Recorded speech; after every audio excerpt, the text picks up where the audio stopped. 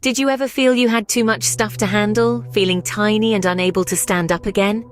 Life for Steve Jobs was not always about doing new things. He had a different family when he was a baby. Then he left Reed College without getting a degree.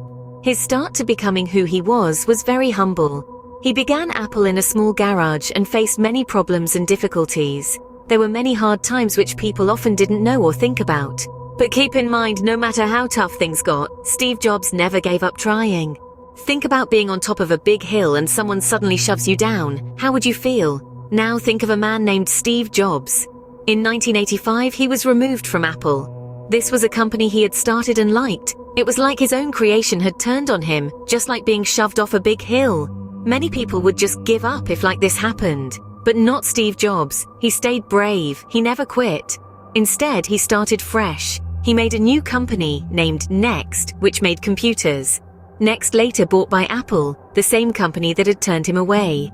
And if making one company wasn't enough, Steve also became the biggest owner of a small picture company called Pixar. Later, Pixar changed how we see cartoons.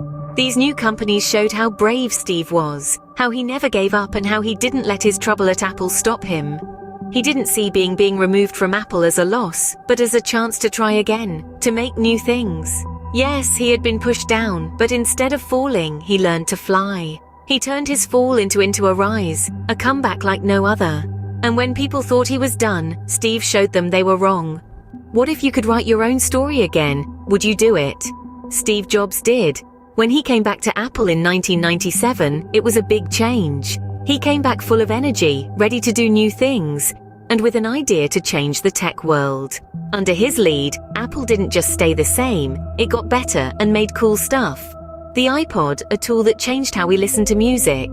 The iPhone, a device that showed us what a phone could really do.